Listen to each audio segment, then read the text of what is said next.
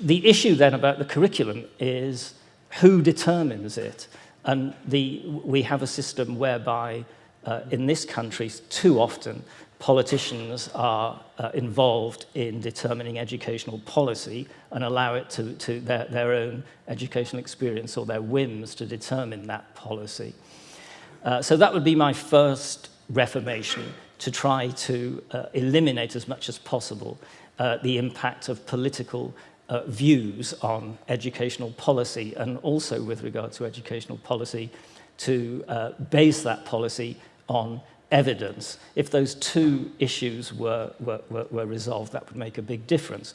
The problem with the Department for Education, or whatever it happens to be called at any particular time, is that although it's a spending department, secretaries of state are able to make a big impact without huge investments. You can change assessment regimes, you can change curriculum without costing a huge amount of money, but you are seen to be making your mark. And the DFE is a traditional stepping stone to greater things, which of course is why we've had so many secretaries of state in the last 2 decades. Some have been more successful than others.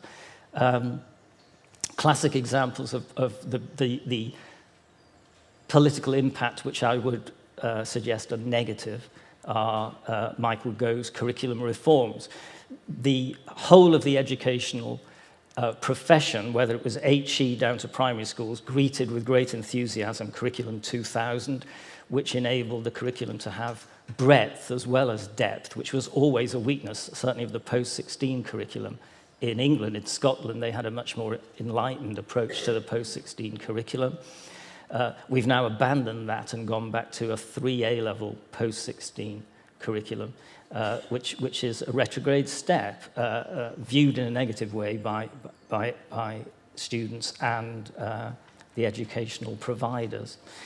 I have to say, I do have a sneaking sympathy for Michael Gove, because one of the things he did try to do was to address the issue, which I'll come to later on, of the disparity in terms of the cultural capital people have depending on their social background. And he was determined to try to ensure that regardless of your background and which sort of school you went to, you did have access and the opportunity to encounter concepts, culture, art, music, which in some areas perhaps you wouldn't. Now it's a matter of opening windows and allowing pupils or students to choose whether that is for them, but simply to say, well, okay, you live in this school in London, most of the students here are black, so all we're going to teach you about is rap music or jazz. That's not, he felt, and I agree with him, not always entirely the right thing to do. So I think in that regard, I do have a sneaking sympathy with some of the things he was trying to do. So the first reform then would be to eliminate political involvement.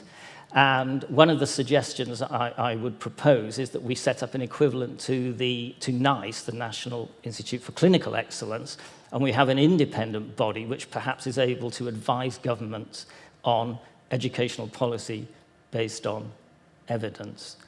And that body could perhaps oversee an inspectorate which wasn't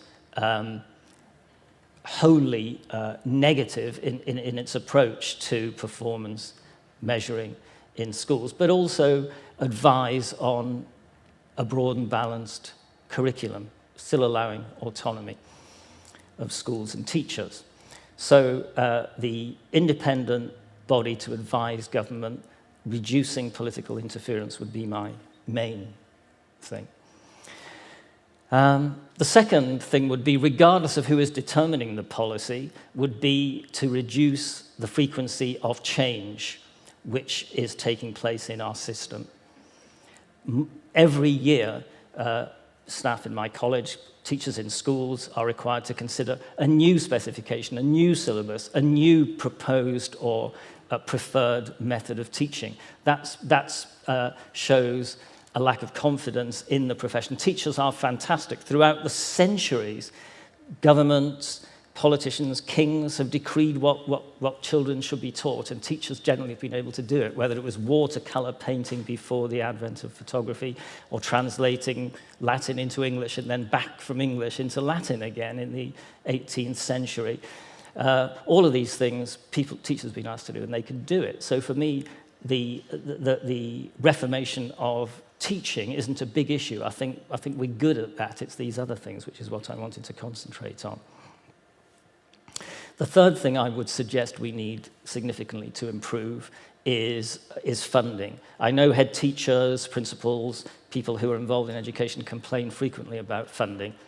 The post-16 sector of education has been incredibly damaged by the funding cuts that we have encountered over the last decade. School sixth forms, students at sixth form colleges, students in further education colleges between 16 to 19 have suffered funding cuts of nearly 20%. School funding has been maintained up to that point. It's now threatened with very severe cuts, but nevertheless, regardless, I have to say, of the age of pupils in schools, we are reaching a point now where we're going backwards in terms of funding. There are always efficiency gains to be made, I think. Nevertheless, it's now beginning to have an impact on institutions and on education.